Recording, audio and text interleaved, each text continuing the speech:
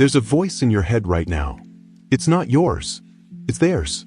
Every criticism you've ever received, every judgment, every dismissive comment, every time someone looked at you with disappointment or spoke to you with contempt. It's all still there, playing on repeat. You think you've moved on, but watch what happens the next time someone criticizes you.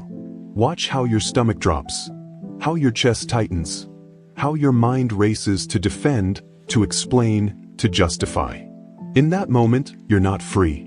You're a prisoner of their opinion. But here's what nobody told you. You don't have to be. Close your eyes for a second. Feel your breath. Now ask yourself this. When was the last time criticism hit you so hard you couldn't shake it? Maybe it was yesterday. Maybe it's happening right now. Someone questioned your judgment, doubted your abilities, dismissed your work, and something inside you broke. Not physically, but mentally, emotionally. That breaking point, that moment when their words penetrate your defenses and change how you see yourself, that's where your power leaks. That's where you lose control. But what if I told you that criticism is only powerful because you haven't built the shields? What if I told you that some people walk through storms of judgment completely untouched, not because they're lucky, not because they're numb, but because they've mastered something you haven't learned yet? This isn't theory. This is what masters of the mind have known for thousands of years. The Stoics called it apatheia. Not numbness, not suppression, but immunity, the ability to hear criticism and remain unmoved. Buddhist monks have practiced it for centuries, sitting in perfect stillness while chaos rages around them. Modern neuroscience confirms what they knew. Your brain can be rewired. Your emotional immune system can be strengthened. You can become the kind of person criticism cannot touch. Not because you're arrogant, not because you don't care, but because you've built 17 mental shields so powerful that judgment simply bounces off. Let me tell you about Sarah. She's a creative director at a major advertising firm. Talented, respected, successful by every external measure. But there was a problem. Every time someone criticized her work, even constructively, she'd spiral. She'd spend hours replaying the conversation, days questioning her abilities, weeks doubting whether she belonged in her position at all. One comment from a colleague could ruin her entire week. One piece of negative feedback could make her want to quit everything she'd built. She thought this was just who she was. Sensitive, emotional, unable to handle pressure. But that wasn't true. What Sarah didn't understand was that her mind had never developed shields. She was walking through a battlefield completely unprotected. Every arrow of criticism went straight through. So she did what most people do. She tried to avoid criticism entirely. She played it safe. She sought approval constantly. She modified her work to please everyone. And the more she did this, the more power she gave away. Until one day, a mentor told her something that changed everything. He said, "Your problem isn't that people criticize you. Your problem is that you have no immune system. You're exposed, vulnerable, and until you build protection, you'll always be at their mercy." That's when Sarah learned the first shield, the observer's distance. This is the foundation, the technique that makes all others possible. Here's how it works. When criticism comes, your immediate reaction is to identify with it. Someone says your work is mediocre, and you don't hear it as commentary on your work. You hear it as a verdict on your worth. You collapse the distance between what you do and who you are. But there's another way. The ancient philosophers taught this. You are not your actions. You are not your accomplishments. You are not even your thoughts or emotions. You are the one observing all of it. The watcher, the witness, the consciousness behind the experience. Sarah practiced this relentlessly. The next time criticism came, she did something different. Instead of immediately defending or spiraling, she paused. She took a breath, and she said to herself, "There is criticism happening. I am noticing it." She created space, distance, separation between the words being spoken and her identity. And in that space, something remarkable happened. The criticism lost its power. It was just information now. Data. Feedback about a piece of work, not a judgment on her soul. She could examine it objectively. Keep what was useful. Discard what wasn't. But most importantly, she remained intact, unmoved at her core. You are the fortress. Nothing enters without permission. Let that settle for a moment. Think about the last time criticism devastated you. Can you see now what was missing? You let it in. You gave it access to your deepest self. You handed over the keys to your emotional state and said, "Here, you determine my worth. You determine my mood. You determine whether I have a good day or a terrible one." But you don't have to do that anymore. The second shield is called reframing the source. Here's something most people never consider. The criticism you receive says more about the critic than it does about you. Every human being walks around with a lens shaped by their experiences, their insecurities, their biases, their mood in that exact moment. When someone criticizes you, they're not delivering objective truth from the universe. They're giving you their opinion, filtered through their wounds, their fears, their limited perspective. Understanding this changes everything. There was a man named David, a software engineer who built products people loved. But his manager was relentlessly critical. Nothing David did was ever good enough. Every code review was brutal. Every project presentation was picked apart. David internalized this.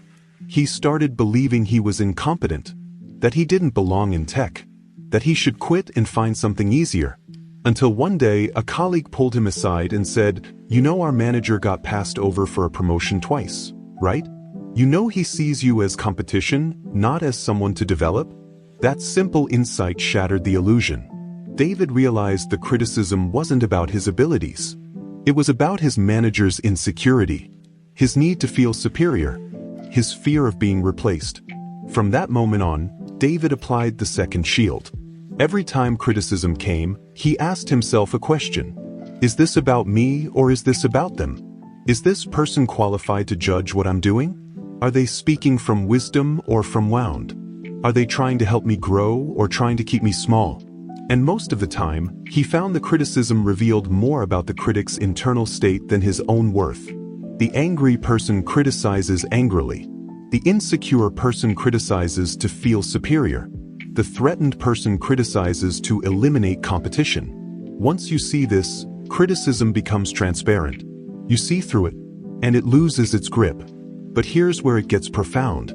The third shield is called the truth filter. Not all criticism is wrong.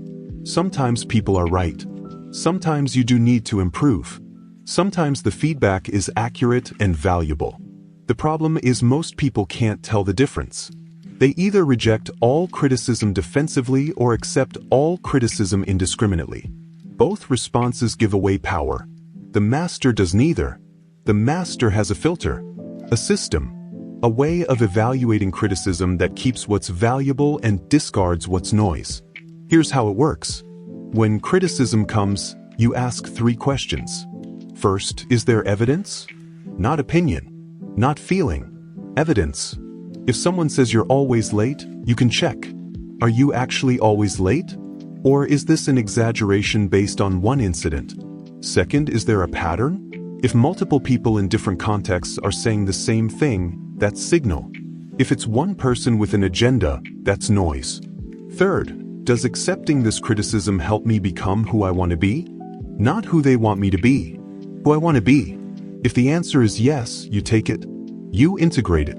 You grow. If the answer is no, you release it. You let it pass through without attachment. A woman named Maya used this shield to transform her life. She was a writer, and for years she'd been paralyzed by feedback. Every rejection from a publisher crushed her. Every critique from a workshop member made her question her talent. She was drowning in opinions, unable to distinguish between wisdom and noise. Then she learned the truth filter. She started evaluating every piece of criticism through those 3 questions. Is there evidence? Is there a pattern? Does this serve my vision?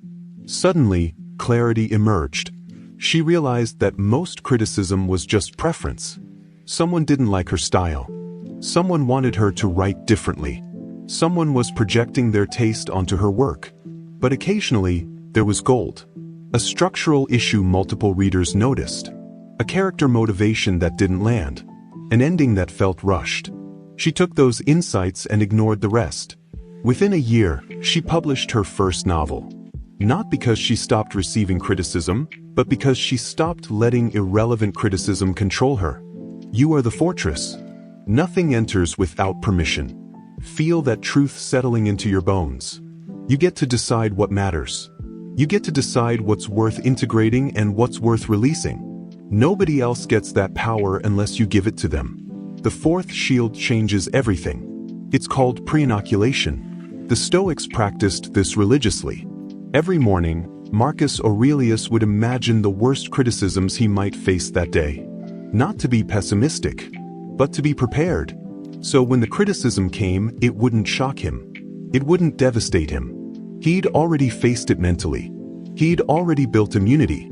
Modern psychology calls this stress inoculation. Neuroscience confirms it works.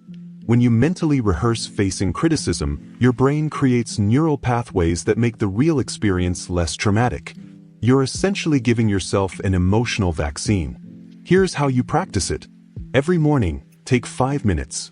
Sit quietly and imagine the criticisms you might face today. Someone might question your decision. Someone might challenge your authority. Someone might dismiss your idea. Don't just think about it abstractly. Feel it. Visualize the scenario. Hear their tone. Notice the urge to defend rising in your chest. And then, in your mind, practice responding with complete calm. Practice staying centered. Practice using your shields. When the criticism actually comes later, your brain recognizes it. Oh, I've been here before. I know what to do.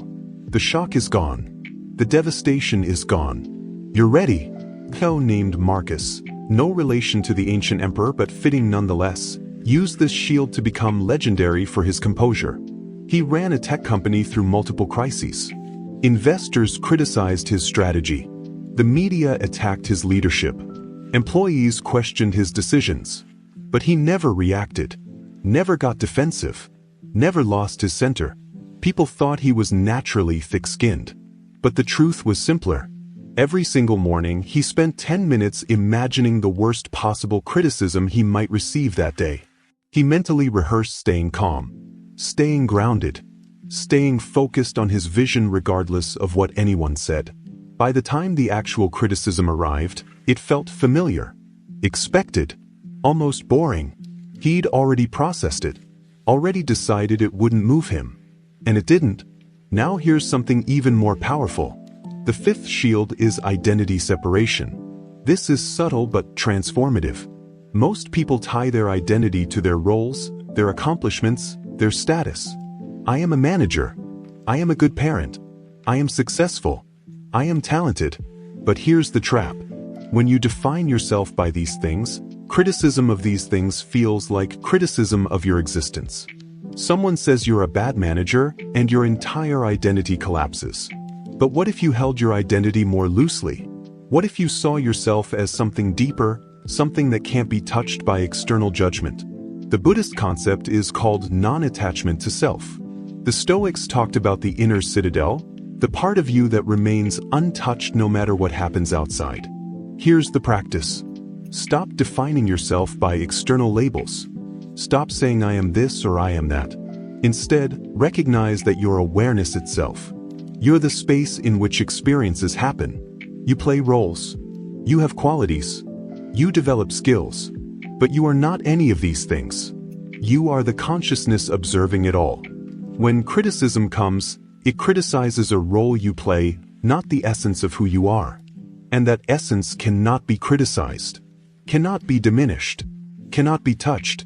A surgeon named Elena mastered this shield after a patient died on her table. The family blamed her. Colleagues questioned her judgment. A review board investigated her technique. She faced the worst criticism a doctor can face. You failed. You killed someone. For months, she was destroyed. Her identity as a skilled surgeon, as someone who saves lives, was shattered. She couldn't operate, couldn't sleep, couldn't function. But then something shifted. She realized she'd been identifying completely with her role. I am a surgeon. When the surgery failed, she felt like she failed. Like her entire existence was failure. But her therapist asked her a question that changed everything. Who were you before you became a surgeon? Who will you be after you're no longer a surgeon? Who is the you that remains constant through all these roles? Elena sat with that question for weeks, and slowly she found it. The awareness, the consciousness, the part of her that existed before she ever picked up a scalpel and would exist after she put it down. She was not the surgeon. She was the one who chose to be a surgeon. She was not the success or the failure. She was the one experiencing both. From that foundation, she rebuilt. She went back to medicine, but this time, she held it differently. She was excellent at her craft, but she wasn't her craft. Criticism could address her technique, her decisions, her actions, but it couldn't touch who she actually was. And that made her unbreakable. You are the fortress. Nothing enters without permission. Sit with this. Feel the distinction between what you do and who you are. One can be criticized. The other cannot. The sixth shield is brutal in its simplicity. It's called considering the source's competence. Not everyone's opinion matters equally. This isn't arrogance. This is reality. If someone who's never written a book criticizes your novel, why would you let that opinion devastate you? If someone who's never built a business criticizes your strategy, why would you internalize their judgment? If someone who's never done what you're attempting tells you you're doing it wrong, why would you give their words power over your confidence? The master understands that criticism from the unqualified is just noise. It's background static. It means nothing. Theodore Roosevelt said it perfectly. It's not the critic who counts. Not the man who points out how the strong man stumbles or where the doer of deeds could have done them better. The credit belongs to the man who is actually in the arena, whose face is marred by dust and sweat and blood. When someone criticizes you, ask yourself this. Are they in the arena? Have they faced what you're facing? Have they achieved what you're attempting to achieve? If the answer is no, their criticism is speculation. It's theory from someone who's never been tested. And you don't have to carry it. A young entrepreneur named Jake learned this the hard way. He started a company right out of college. Ambitious, risky, unconventional. Everyone had opinions. His parents said he was foolish. His friends said he was wasting his potential. Business professors told him his model would never work. For a year, he tried to please them all. He modified his vision. He played it safe. He second-guessed every decision. The company struggled, not because the idea was bad, but because he was trying to build something that satisfied critics who'd never built anything themselves. Then he met a mentor who'd built and sold 3 companies. The mentor asked him one question. Whose criticism are you listening to? People who've done what you want to do, or people who are afraid to try? Jake made a list. On one side, critics who'd never built a company. On the other, critics who had. The first list was long. Parents, friends, professors, random people on the internet. The second list had 3 names. Successful founders who'd given him specific, actionable feedback. Jake made a decision. He would only internalize criticism from people in the second column. Everyone else's opinion, no matter how loudly expressed, would be thanked and released.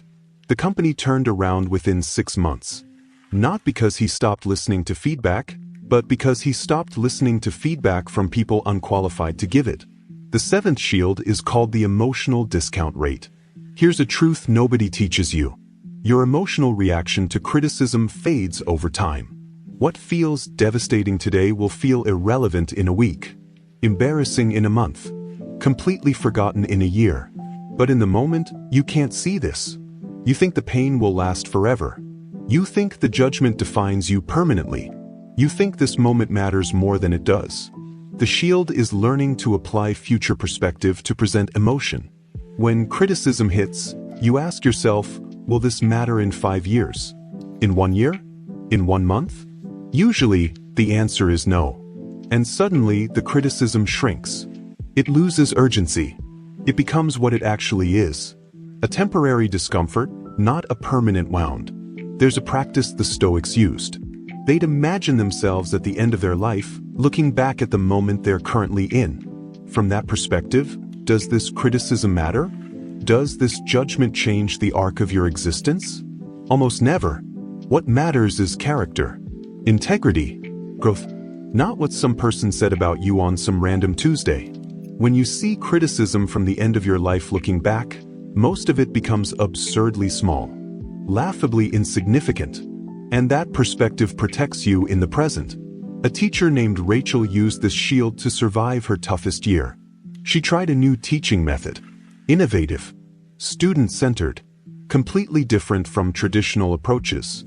Some parents loved it, others hated it. The complaints came hard and fast. She's unprofessional. She's experimenting on our kids. She doesn't know what she's doing. Rachel was devastated. She'd worked so hard, cared so much, and now she was being torn apart. But then she remembered the emotional discount rate. She asked herself, in 5 years, will these complaints matter? Or will what matters be whether her students actually learned, grew, and loved learning? She chose to focus on the second question. She documented her students' progress. She refined her methods based on actual results, not parent opinions. 5 years later, those same critics were begging to get their younger children into her class. The complaints were forgotten. The results spoke. The criticism that felt monumental in the moment turned out to be irrelevant static. You are the fortress. Nothing enters without permission. Pause for a moment. Think about the criticism that's weighing on you right now. Will it matter in 5 years? In 1 year? In 1 month? Or is it just temporary noise that feels permanent because you're too close to it? The eighth shield is radical. It's called inversion of judgment. Instead of fearing criticism, you seek it. You welcome it.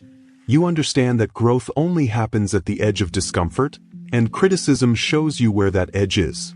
The untrained mind sees criticism as an attack. The trained mind sees it as intelligence. Information about where you can improve, where you're blind, where you're stuck. Masters don't avoid criticism. They hunt for it, because they know that the fastest path to excellence runs straight through accurate feedback. Ray Dalio built one of the most successful hedge funds in history on this principle. He created a culture of radical transparency where everyone was expected to criticize everyone, including him, publicly, brutally, honestly. Most people would crumble in that environment. But Dalio understood something profound. Criticism is just data. If you can remove ego from the equation, criticism becomes the most valuable resource you have. It shows you reality, your blind spots, your weaknesses, the gaps between where you are and where you need to be. Instead of defending against criticism, he weaponized it.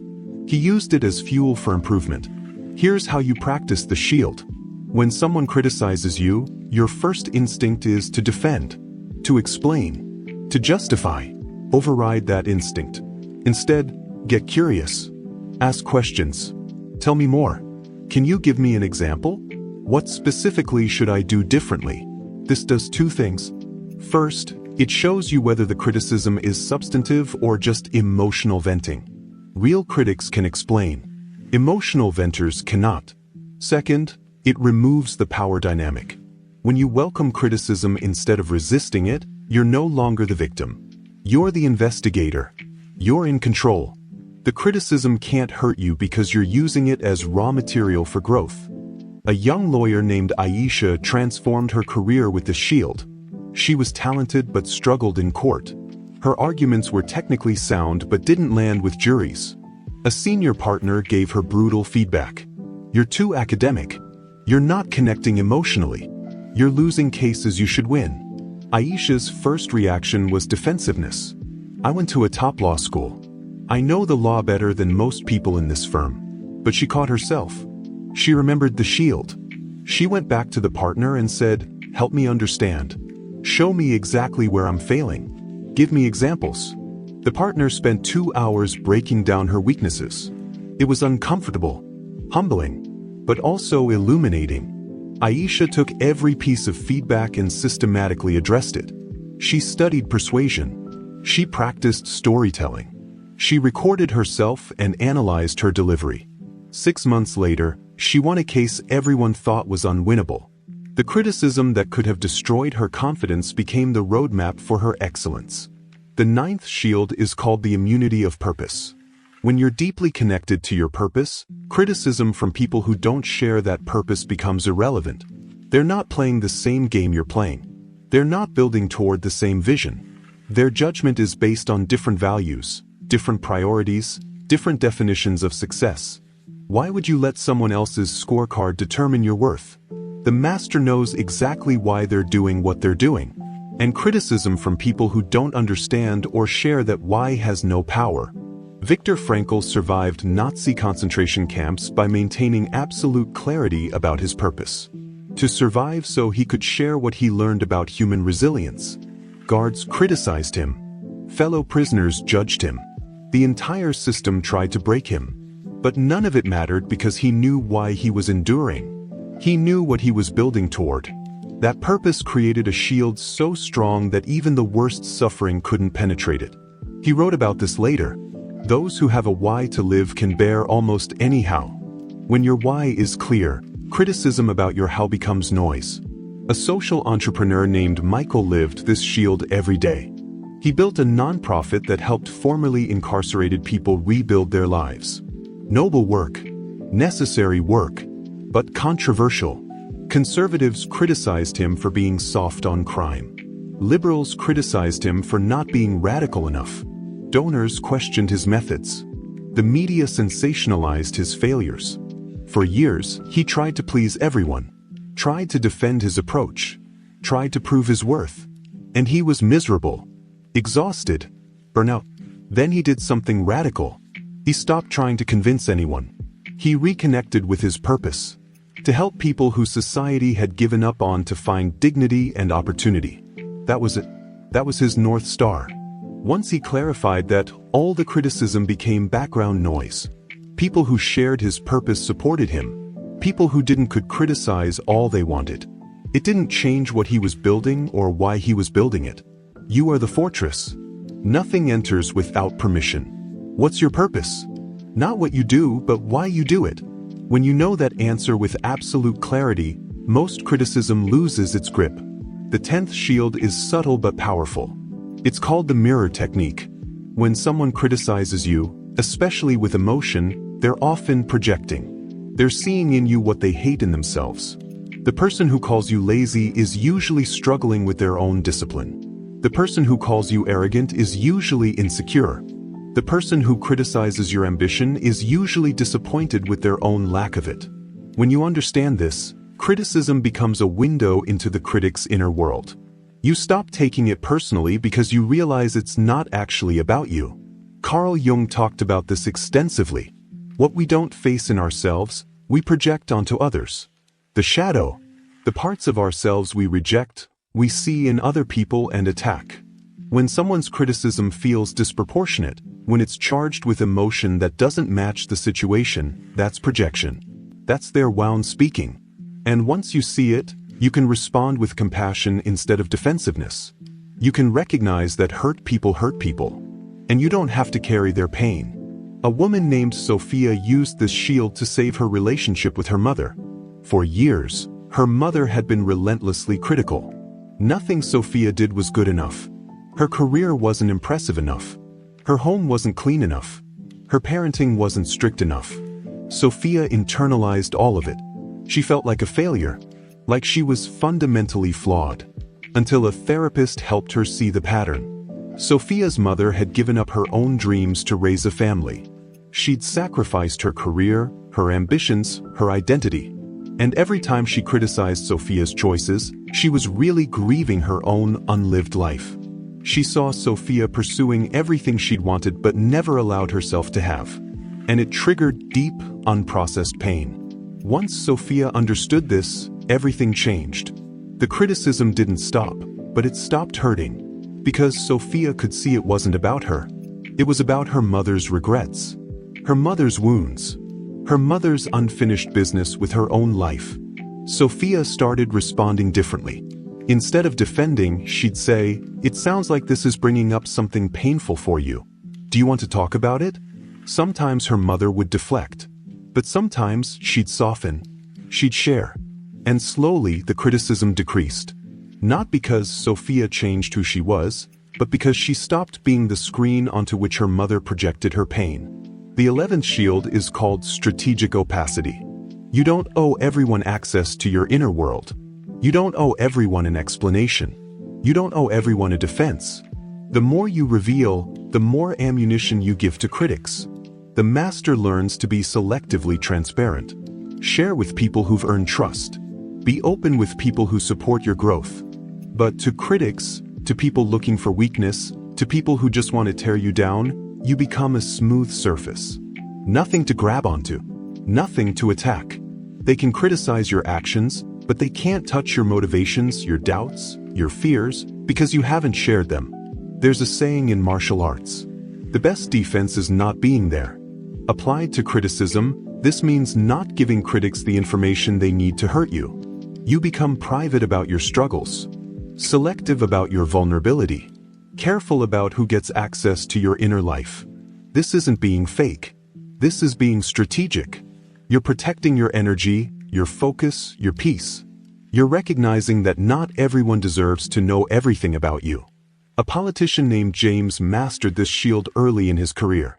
He watched colleagues get destroyed by the media. One shared their doubts in an interview, and it was spun as weakness. Another revealed a personal struggle, and it was weaponized. James learned. In public, he was calm, confident, clear. He shared his vision, his policies, his plans. But his fears, his uncertainties, his personal challenges, those stayed private. Shared only with a small circle of trusted advisors. Critics tried to find weaknesses. The media dug for scandals. Opponents looked for contradictions. But there was nothing to grab. He'd given them nothing to work with. His opacity wasn't dishonesty. It was protection. And it allowed him to lead without constantly defending his humanity. You are the fortress. Nothing enters without permission. Not everyone deserves access to your inner world. Choose carefully who you let in. The rest get to see only what you choose to show them. The 12th shield transforms how you receive criticism. It's called the temporal separation technique. When criticism comes, your immediate emotional reaction is usually disproportionate. You feel attacked, defensive, but that's just your nervous system responding to perceived threat. It's not truth. It's biology. The shield is this. You separate the moment of receiving criticism from the moment of evaluating it. Someone criticizes you, and instead of reacting immediately, you say, "Thank you for the feedback. I need some time to think about this." Then you walk away. You give yourself space. You let the emotion settle. You examine the criticism later, when you're calm, when you can think clearly. This is incredibly powerful because most of the damage from criticism happens in the reactive moment. You say something defensive. You get angry. You spiral into self-doubt. All because you tried to process the criticism while your nervous system was in fight or flight. But when you separate reception from evaluation, you stay in control. The criticism comes in, but you don't have to respond to it immediately. You can sit with it, analyze it, decide what to do with it on your terms, in your time. A software team lead named Priya used this shield to revolutionize how her team handled feedback. Previously, code reviews would often devolve into arguments. Someone would point out a problem, and the developer would immediately defend their approach. Emotions would escalate. Relationships would strain. Priya introduced a new rule. When someone gives you feedback in a code review, you don't respond immediately. You say thanks for catching that, or I'll think about this, and you move on.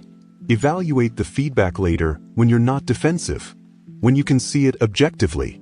The transformation was immediate. Defensiveness disappeared. Code quality improved. The team became one of the most effective in the company.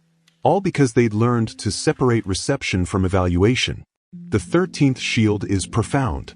It's called the suffering comparison. When criticism hurts, you compare it to real suffering. Your ancestors survived famines, wars, plagues, persecution. They endured physical torture, life-threatening danger, genuine existential threats. And you're upset because someone said your work wasn't good enough? You're devastated because someone questioned your judgment? This isn't to diminish your feelings. It's to give you perspective. Criticism is uncomfortable, but it's not dangerous. It's not suffering. It's just someone's opinion traveling through air as sound waves. That's it. When you compare it to real adversity, it shrinks to its actual size. Marcus Aurelius would do this constantly. He'd be dealing with criticism from senators, complaints from citizens, challenges to his authority. And he'd remind himself, people have faced far worse. My ancestors died in battles. They lost their families. They endured unimaginable hardship.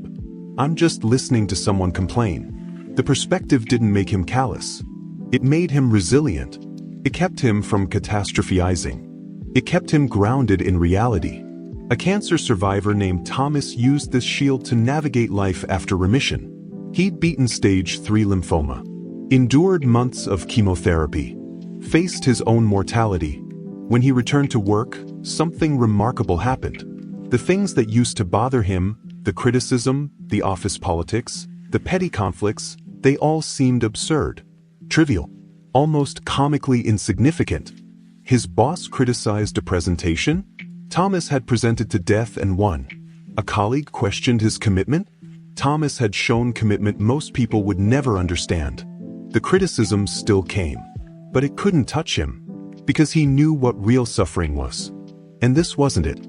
The 14th shield is called the energy accounting method. Every time you internalize criticism, you spend energy. Mental energy, emotional energy, focus energy. That energy could be spent creating, building, improving, growing. But instead, it's spent ruminating, defending, spiraling, recovering. The master understands this is a terrible trade. They become ruthless about energy conservation. When criticism comes, they ask a simple question. Is processing this worth the energy it will cost me? Often, the answer is no. And they release it immediately. Not because they're callous, but because they're strategic. They know their energy is their most valuable resource, and they're not wasting it on irrelevant opinions. There's a concept in economics called opportunity cost. Every choice you make costs you the opportunity to make a different choice. Applied to criticism, every minute you spend ruminating about someone's judgment is a minute you're not spending on your actual goals. Every ounce of energy you give to defending yourself is energy you're not giving to creating your next breakthrough. When you see it this way, internalizing criticism becomes obviously wasteful. You're literally choosing to be less effective because you're prioritizing someone else's opinion over your own progress. An artist named Yuki revolutionized her career with the shield. She was incredibly talented but also incredibly sensitive to criticism. Every negative comment on her work would send her into a creative spiral. She'd stop painting for weeks, question her style, doubt her talent. Then she had a realization. She calculated how much time she spent each month processing criticism. 30 hours. 30 hours of her creative life given over to other people's opinions. She decided that was insane. She created a new rule. She'd allocate exactly 1 hour per month to evaluating criticism. Genuine, thoughtful criticism from people she respected. Everything else got zero time. Zero energy. Zero attention. Within a year, her output tripled. Her creativity exploded. Not because she'd gotten better at her craft, but because she'd stopped wasting energy on irrelevant judgment. You are the fortress. Nothing enters without permission. Your energy is sacred. Your focus is precious. Your time is limited. Why would you spend any of it on criticism from people who don't matter? The 15th shield is called the gratitude inversion. This is advanced. You train yourself to feel grateful for criticism. Not because you enjoy it, but because you recognize what it represents. Someone cared enough to pay attention to your work. Someone engaged with what you're doing deeply enough to form an opinion. Someone sees you as significant enough to critique. The alternative isn't praise. The alternative is invisibility. The alternative is being so irrelevant that nobody bothers to criticize you at all. When you frame it this way, criticism becomes evidence that you matter, that you're doing something worth noticing, and that realization transforms resentment into appreciation. Theodore Roosevelt again. Do what you can with what you have where you are. And know that if you're being criticized, you're doing something. You're in the arena. You're playing the game. The people on the sidelines don't get criticized because they're not doing anything worth criticizing. You are. There's something powerful in that recognition. Something that shifts your relationship with judgment entirely. A documentary filmmaker named Carlos used this shield to survive years of polarizing work. He made films about controversial topics: immigration, police violence, political corruption. Every film was criticized from all sides. Conservatives hated him. Liberals hated him. His family questioned his choices. His friends worried about him. For years, he took it personally, felt attacked, considered quitting. Then he shifted his frame. He realized the criticism meant his work was landing. It was provoking thought, creating conversation, challenging assumptions. If nobody criticized him, it would mean nobody was watching. Nobody was thinking. Nobody was affected. The criticism became proof of impact. And suddenly he could wear it differently. Not as a wound, but as a badge. Evidence that his work mattered enough to generate strong reactions. The 16th shield is called the Impermanence meditation. Nothing lasts. Not praise. Not criticism. Not success. Not failure. Not the opinion anyone has of you today. Everything is temporary. Everything changes. Everyone who criticizes you will die. You will die. In 100 years, none of this will exist. The criticism that feels so monumental right now will be completely forgotten. Probably much sooner than that. When you truly internalize impermanence, criticism loses its weight. Because you realize you're spending precious, limited, fleeting life energy worrying about something that won't matter soon anyway. You're giving permanence to something inherently temporary. And that's a choice. A choice you can stop making right now. Buddhist monks meditate on death constantly. Not to be morbid, but to be free. When you remember that everything ends, including you, including your critic, including the memory of whatever they said, you stop clinging so tightly to the moment. You loosen your grip. You let things pass through. You understand that holding on to criticism is like trying to hold on to water. It's already gone. It's already changing. It was never solid to begin with. The only reason it feels permanent is because you keep recreating it in your mind, replaying it, giving it life over and over again. But you can stop. You can let it be what it actually is. A moment, a sound, a brief occurrence in an endless flow of moments. And then it's gone. A hospice nurse named Grace learned this shield from her patients. She spent years with people in their final days, and she started noticing a pattern.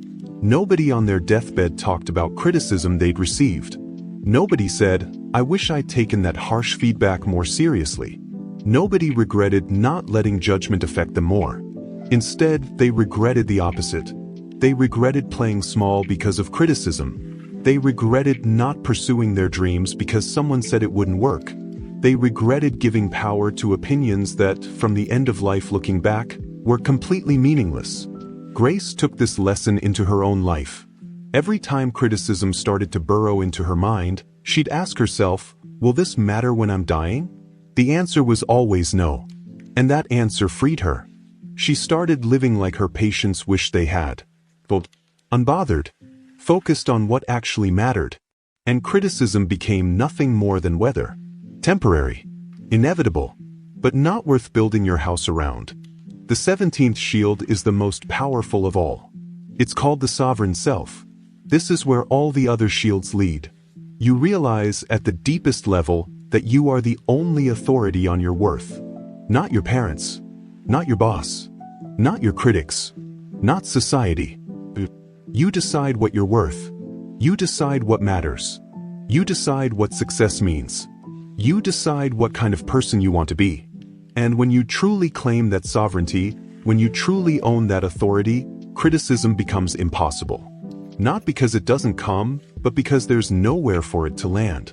You're no longer outsourcing your self-worth to external validation. You're no longer waiting for permission or approval. You're standing in your own judgment. And from that place, you're untouchable. This isn't arrogance. Arrogance is fragile, defensive, constantly needing to prove itself. This is sovereignty.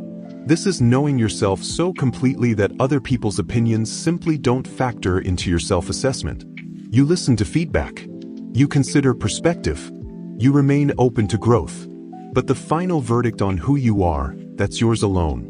Nobody else gets a vote. Nobody else gets access to that throne.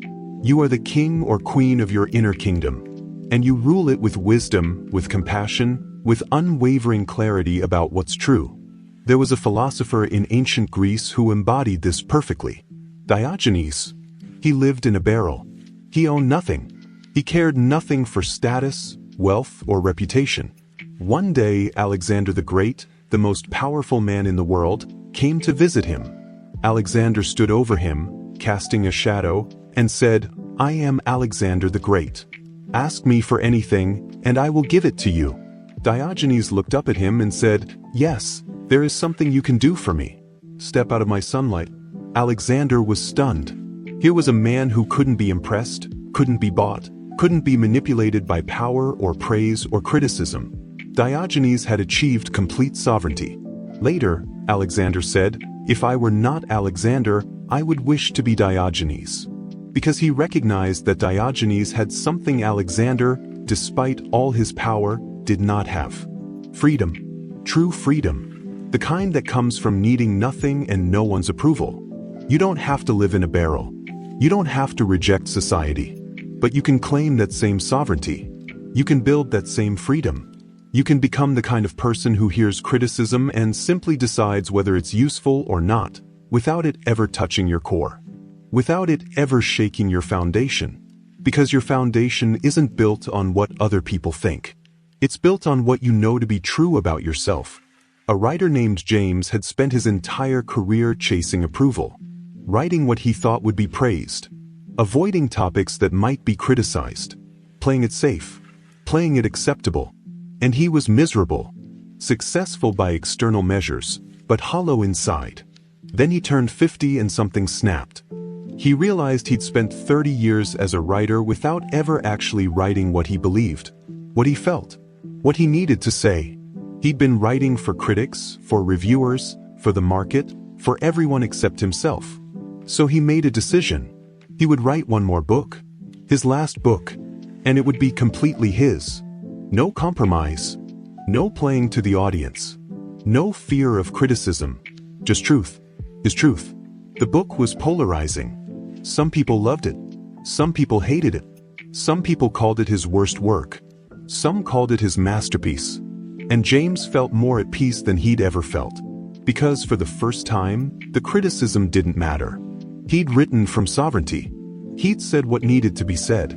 And whether people liked it or not was their business, not his. You are the fortress. Nothing enters without permission. This is the final shield. The recognition that you are the fortress. Not your accomplishments. Not your reputation. Not what anyone says about you. The consciousness. The sovereignty. The untouchable core that exists beneath all the noise.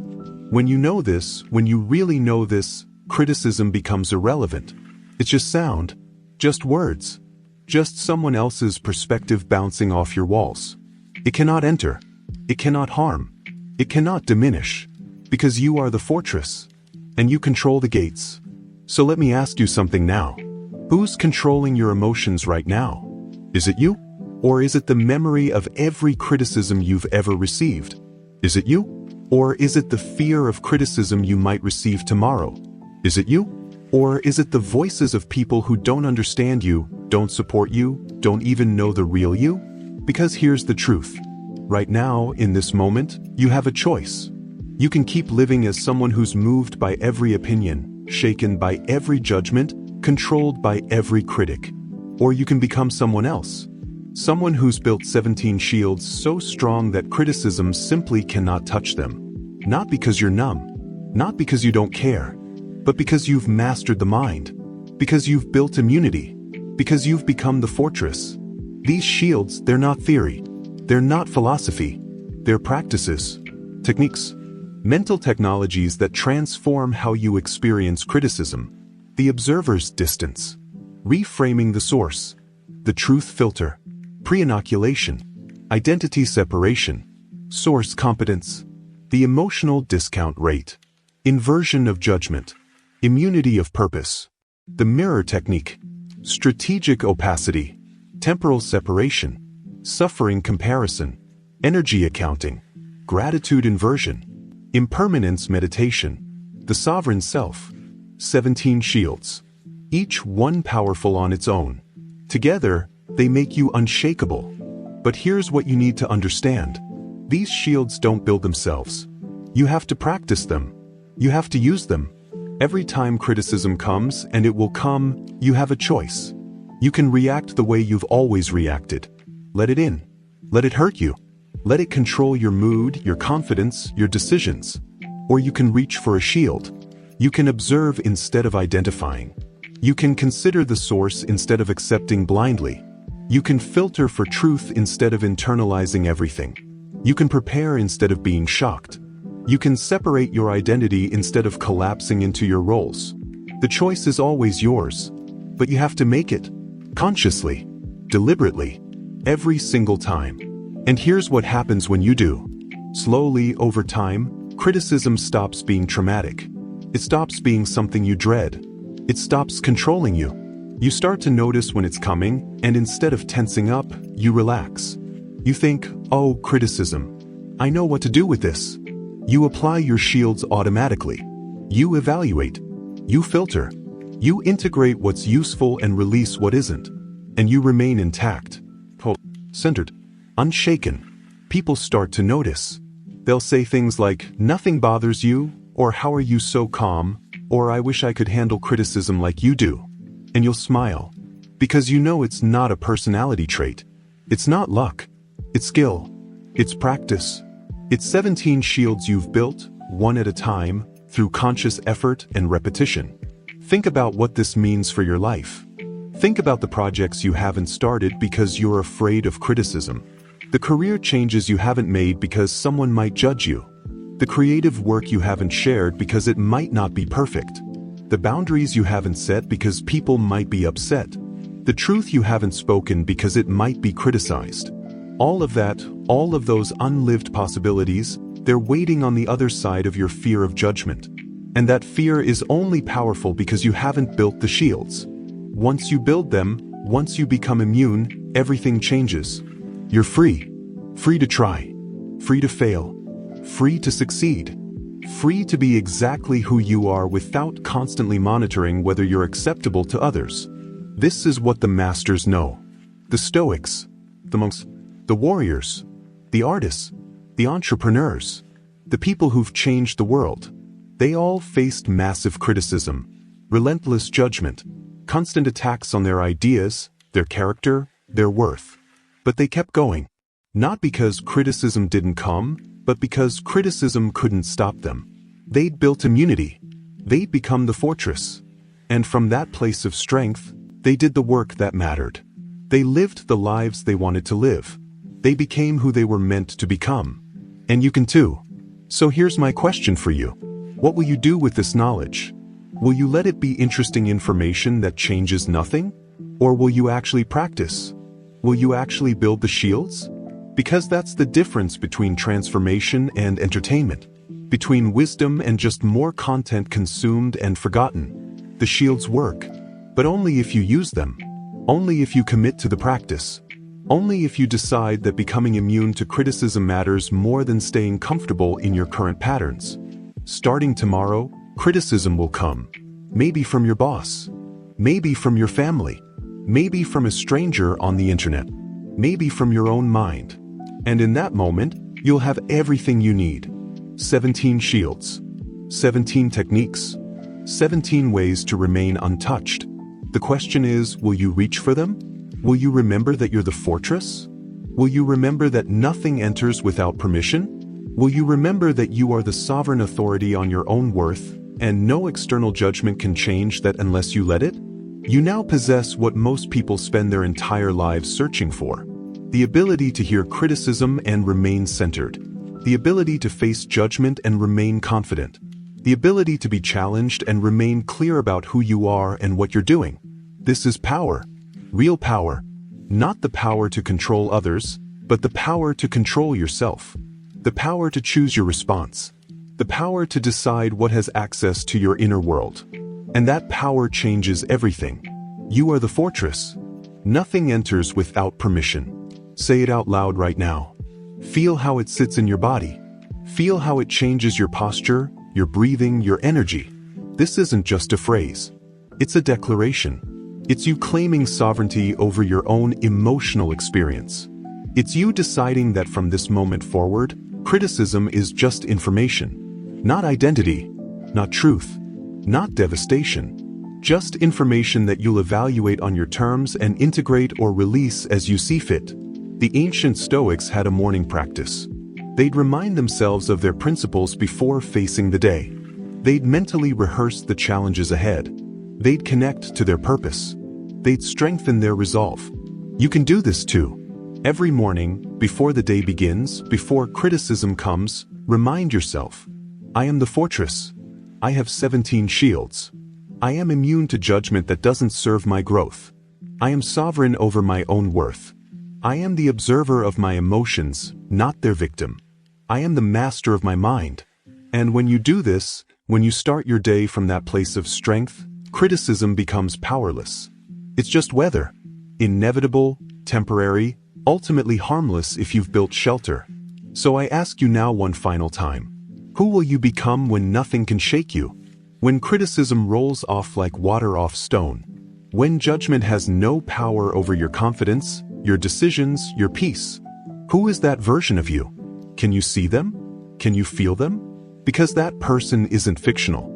That person isn't out of reach. That person is you. With 17 shields. With practice. With commitment. With the decision to never again give your power to someone else's opinion. The path is clear. The techniques are proven. The shields are yours. All that remains is the choice. Will you build them? Will you practice them? Will you become the fortress? Because on the other side of that choice is a life you can barely imagine right now. A life where you're free. Where you create without fear. Where you speak without hesitation. Where you pursue what matters without constantly looking over your shoulder for approval. Where you are, finally, after all this time, unshakable. You are the fortress. Nothing enters without permission. Remember this. Practice this. Become this.